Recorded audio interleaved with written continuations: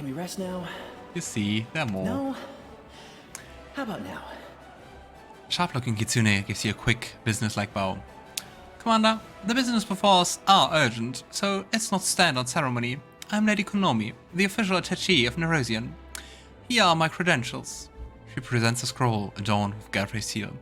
Her Majesty has instructed me to lead your headquarters' diplomatic council. Honestly, I was surprised when Lady Konomi asked me to join the council, but I will do my best to fulfill the shoes of a trained diplomat. Yeah, strange. I got invited to the council too. I'm sure foreign ambassadors will be thrilled to see my face and my manners. Lady Konomi, you haven't mistaken me for someone other Crusader Lann, have you? Woljif is positively swelling with fright. Now this is the place to apply my talents. You know me, Chief. I have a way with words. If a fella once managed to smooth talk the Golden Hands goons, he can talk anybody into anything. So many different voices. I, like many nobles, have been trained in diplomacy, and in fact I hold the title of Royal Emissary. It is passed down the Arendelle line. I must say that prior to this day I employed my diplomatic skills solely to undermine Mendev's international reputation. It is time to break that habit. I imagine preventing international scandals will just be as interesting as causing them. Who knows, I might even enjoy it. What exactly is the Diplomatic Council and why do I need it? To solve matters of politics, of course, the Crusade is more than just battles and sieges. It is the largest military project in all of Aveston, funded by the treasuries of more than a dozen major powers. And each one of those powers, in addition to seeking victory over the demons, also pursues its own goals.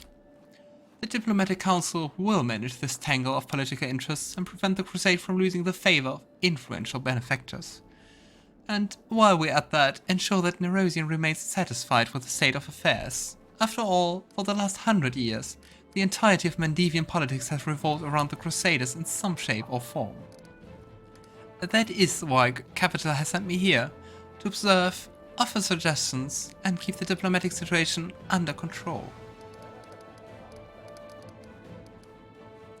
I mean, she already sounds a bit annoying, but maybe that's also part of the voice I gave her. Ah, I see. You've been sent to keep an eye on me. Whatever gave you that idea, Commander? I'm not an overseer, I'm your loyal advisor. I do not intend to meddle in the way you run things, just consult with you in cases where the price of error is too high. Put your trust in me, and we will get along swimmingly. After all, none of us here want to see Cheliacs and Drume at each other's throats, trying to settle the dispute by using their influence on us as political leverage. Am I wrong? And I doubt you would like it if we made enemies in the ranks of Nerosian nobility would attempt to undermine your war effort. This won't happen as long as you trust my experiences. Alright, so it sounds like boring politics stuff, so tell me more about the Royal Council. What exactly is it? The Royal Council is operating under Her Majesty. It's the highest governing body in Mendev, and compromises her most able and trusted servants. It is responsible for day-to-day matters of state. They are the hands and the voice of the Queen. The Council has gathered people from all walks of life. Some of them are nobles, but many more are citizens of humble origins who earned their position through their wit. Many are rich, but a fair number of them are more humble means. Some are pious, pure of heart like Lord Inquisitor Kasori and Captain Jasper of the Crusader Heralds. Others are more flexible and ambitious. But each of them faithfully serves Mendev's cause. Alright, so what exactly is on the Council's agenda today? I hate to say it, Commander, but not everyone in Nerosian is pleased with your progress. Some believe that, to use their words, you are out of control and fancy yourself an independent leader. It wouldn't surprise me if you encountered supply disruptions in the near future. I would suggest quelling their anger. Tell the capital you haven't forgotten about the chain of command. For example, you could hold a parade in honor of Her Majesty. If we need to demonstrate that we are keeping Nerosian in mind, why don't we invite the capital's high priest to Drezen for a religious festival? It'll be appropriate, and the chair's support will shield us from the accusations of schemers. pander to naysayers? I think not. I propose we hold a parade in your honor, Logan Aldori. This is your victory, and if Cousin Geoffrey wants to show off in front of the soldiers, she's welcome to capture something on her own. Lann's eyes flash with anger. Are they out of their minds? We've got whole Drezen full of soldiers who need medicine, food and weapons. Until everyone has been taken care of, we can't waste a single coin on pointless celebrations. We gotta show we are loyal? No sweat. We raise some palms in the Royal Council, they sing songs about us, how we are all devoted and well behaved. So, we have 5 options. And with all of them, I think we unlock some decrees. So let's not look up everything, I think that's boring, but go with a role-playing decision.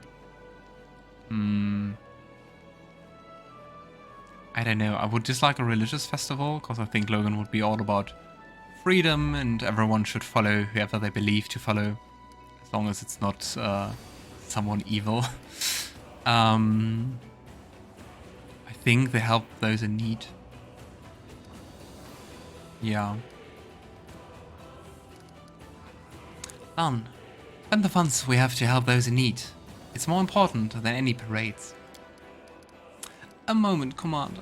I understand that you're used to being the highest authority in all matters, but political decisions are an exception. I am a professional in this field. You are not. By ignoring my recommendations, you are not only deliberately seeking conflict with the capital, but disregarding common sense as well.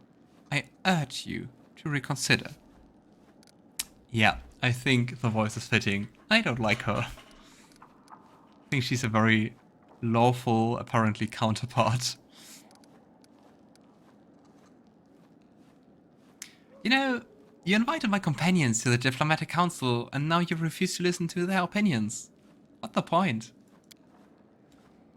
I'm simply suggesting that you give your companions time to find their feet in the council and to grasp the principles of being a diplomat. Also, if they weren't on the council, your decisions could be mistaken for the decrees of a tyrant. And that is definitely not the public image you need. Now I understand the role that I've been given, Lady Konomi. I'm supposed to stand in pretty doublet and keep my mouth shut. I can promise you the former, but not the latter. We're definitely not gonna back down. The needs of my soldiers are more important than the whims of your bureaucrats from the capital. Lady Konomi's voice hards. I cannot challenge your decision. However, I have no choice but to inform the capital that you have disregarded my recommendations. Actions like these are precisely what gave Nerosian cause for concern, Commander. I hope you will revise this defiant stance in future. That's right. And everyone who's unhappy with our actions can go ahead and leave their mentions in Nerosian and come here to tell us in person. And if something happens to them along the way, we'll just have enough money to stitch their arms and legs back on. And with that, we can bring this meeting of the Diplomatic Council to close. It is unfortunate that things were so tense, but I'm sure we'll soon have many more opportunities to resolve any misunderstandings between us. So many hearings. Hail, Commander! Before you, an aged, yet fit and sturdy Gurundi stands at attention. His dark skin has an earthy tone to it. Crystals sparkle forth from where his hair and eyebrows should be, clearly identifying him as an Oriot. Captain Hamilton, Chair of the Staff Council by order of Her Majesty Queen Geoffrey, here to deliver a report. It's a really cool design. Look at them. With gemstones sparkling. I'm on this council too. Seelah salutes briskly. We were raking our brains on how to improve troop morale. I reckon the key is to back up our words with actions. Lead your soldiers by example, and they'll be eager to follow. Drawing on my experience as a paralector, my advice is to maintain calculated moderation in every regard. Be it an incentive or penalty. And be decisive. We have no need for doubts or turmoil.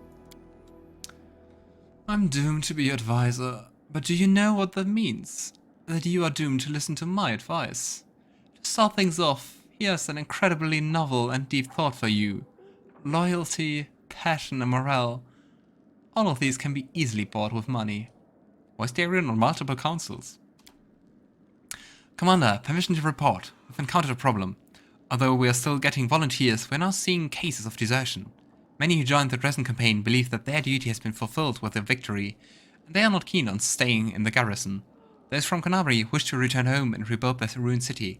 Lastly, there are those who are afraid of lingering in a place where demons might show up with a retaliatory expedition at any moment.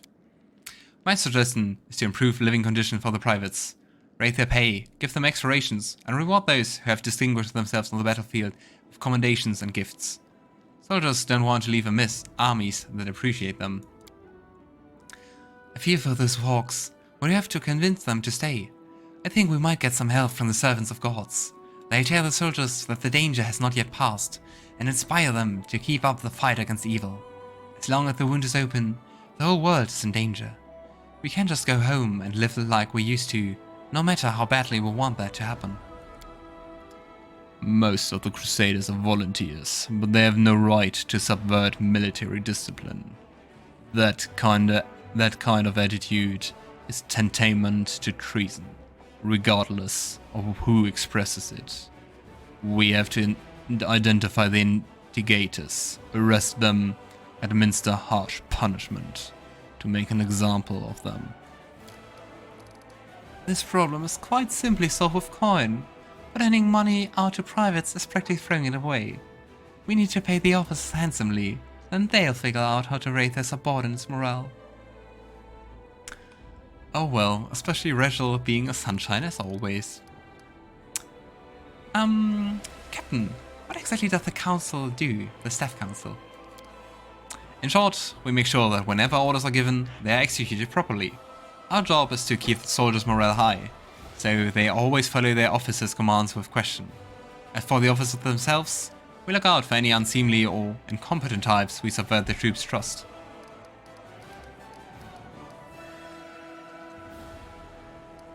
Yeah, I think I would take the Seelah's approach. Seelah, mobilize the priests and the paladins to raise awareness. Or... we got the heroes.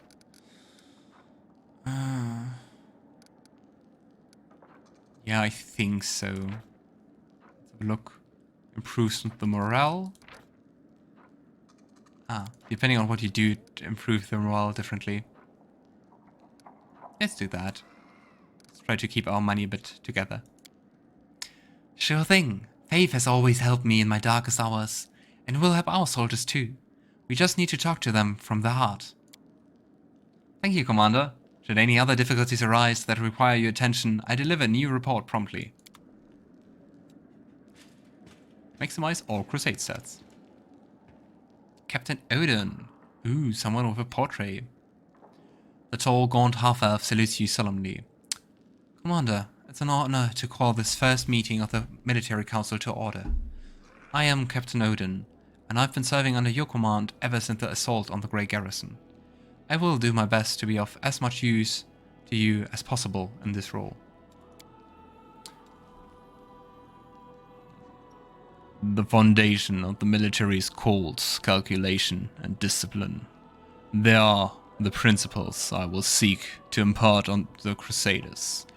If we are to win this war, we must forget about mercy. For our enemies, for our troops, and for ourselves.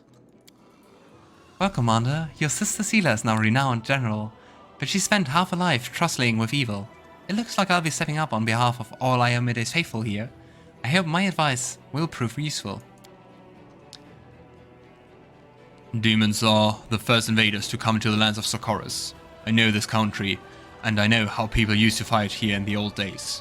Listen to me, War Chief, and I'll tell you how to turn the land itself into our ally. The first issue on the Military Council agenda is the reorganization of troops. Our infantry has bled dry.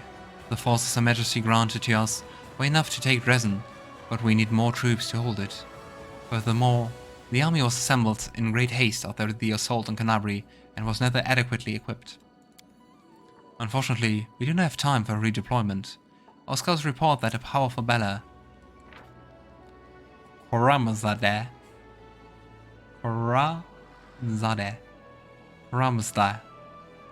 I don't know. It sounds wronger the more often I try to pronounce it. Enjoy it. Laugh about it. The Bella... that name is one of Deskari's most powerful generals, but his personal might is not the only reason why he poses such a threat in combat. They call him the Worldwound strategist, for he is the shrewdest general among demonkind. Not too long ago, he oversaw one of the most successful assaults on Kenabres and nearly destroyed the Wardstone, an achievement that only Lord Deskari himself was able to claim in the end. We can't throw everyone into the meat grinder. We just get our youths killed for nothing. We need to select the best among the recruits, or even better, hold a contest. The bravest and the most capable will join the Crusaders. The death count is always highest in the infantry. Its purpose is to serve as a shield. It would be wise to invest our resources in hiring and training heavy footmen with shields to ensure maximum protection, even if it limits their mobility and make them less threatening to the enemy. Never enough fault. Same in war as in peacetime. We dealt with that problem by finding helpers among the animals. Why can't we do the same now? Strengthen the infantry with war dogs. One soldier with a dog at his side is more like 1.5 fighters. Maybe even 2.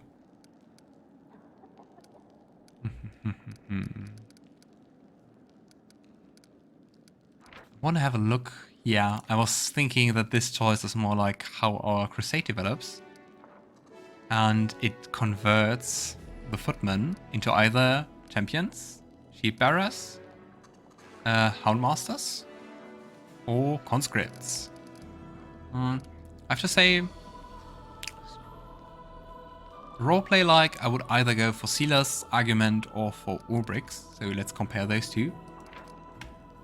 Champions, oh, deal way more damage, like 3 times damage, but are a bit more squishy.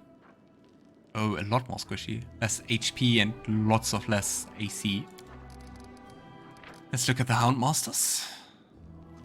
A little more HP, more AC, but same damage. I want to go for the damage though. So since I like both options, we hold contests and select the most proficient warriors. A cheeky smile blossoms on Seelah's face. You know, I think I might hit the arena once or twice myself. To death the rookies, it'd be a nice warm-up. Captain Odin salutes you formally. Thank you for your time, Commander. When the reforms are finished and the ranks of our infantry are replenished, we will assemble the military council to discuss new decisions. And they keep on going. Hey, Commander. Ah, middle-aged. Hail, Commander. A middle-aged dwarf who has clearly seen some combat salutes you with one barely moving, bone-dry hand. On her face are huge, scared claw marks. A black eye patch covers one eye, but she's watching you with the other, intent and somber. Doglinda Stranglehold, chair of the Logistic Council, at your service. We got ourselves an ugly situation that requires your decision. Hey there, I'm on this council here too. You know me, I'm a tip-top logistic counselor. Hopefully this council will benefit from our vast experience surviving with gear that consists of rocks and sticks, and where any dinner that's not squirming on a plate is considered a feast. All in all, kind of like our Crusade. I won't lie to you, our logistics are a mess. We need more of everything, and what we do have is in disarray. Crates of provisions are rotting away in storehouses because some idiot quartermaster spilled beer on the papers. And fools are not the worst problem, there's also theft. Some officers grease palms to get a helmet with side plumage, or a fancy blade from the Erosian. Meanwhile, that means that ordinary soldiers are being armed with barely more than kitchen knives, hammers and tongues. It's time to give the entire logistics staff the bum's rush. The question is, where do we find capable and honest people to replace them? The army's always a mess. It's the army, duh. And we want to get ourselves out of the bog. Supplies gotta be handled by real moneymakers, not soldiers. Merchants, stock clerks, people with a habit of counting every coin, not sucking away on the kingdom's udder. Let's get some veterans on the job, people who have had their fill on the front lines, and who know firsthand what life is like for the common soldier. What the rations taste like, and how the boots are always the wrong size.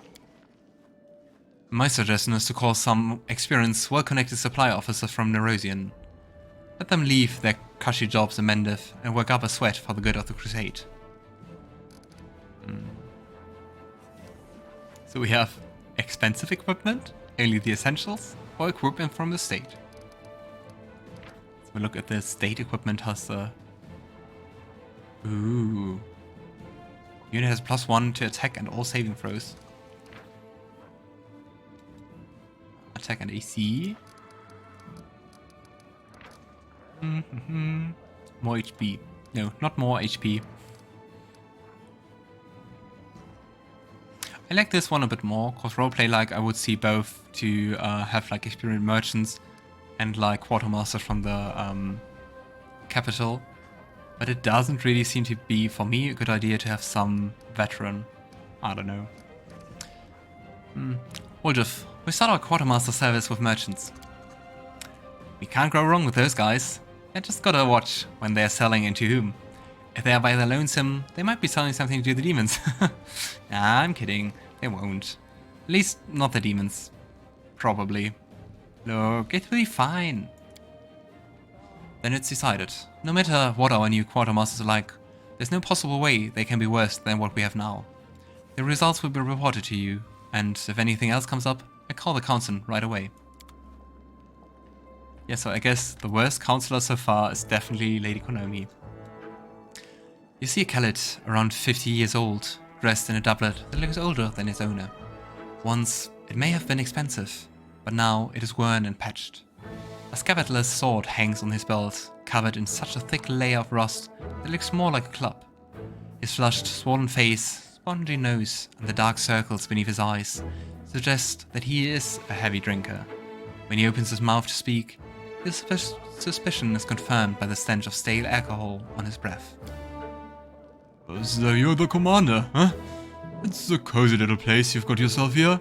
All those walls, polished furniture, solid, commendable. Why, I think I'll give you a medal for this. What? And who exactly are you? The man groans as he straightens up and affecting a proud, noble bearing, insofar as his decrepitude allows. You will be pleased to know that I am Tharaben Quintissimus, Hierophantral, rightfully heir to the throne of his and all Sarkorians. Yawn. We passed the knowledge check. I really know there's no king has ever ruled over all Sarkoris, and there's no throne in his. How would you know? Have you been in his? I mean, we could ask Ulbrig, you know? Have you seen with your own eyes? You haven't. And if you haven't, maybe there was one. My pops used to tell me about the throne in the palace. There was gold all over. I was entrusted with a men of crusty things like diamonds and firearms, rubies and buboes. Couldn't take your eyes off it. That's what kind of throne it was. It's all mine. Mine by right. Okay, what a guy. I mean, I guess it's worth a try.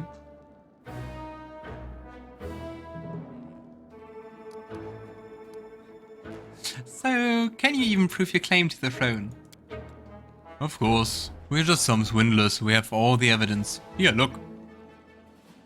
He takes the rusty sword from his belt and shows you the hilt, which features a nearly worn-off gold crest. The grinning animal it depicts most closely resembles a shabby opossum. Here. The royal Smilodon is an ancient symbol of the rulers of Sarkoris. I've also got a ward on my chest, in the shape of a crown. Of course, I'm the heir of the throne. Yeah, very convincing. And for those who don't believe me, well, they can get lost, that's what I say. Let them go to Polaris Fall, where all the kings of Sarkoris are buried. There, my entire family tree has been written in stone. Go and read for yourselves. Polaris Fall? I've never heard that. What's there? Are you there for what?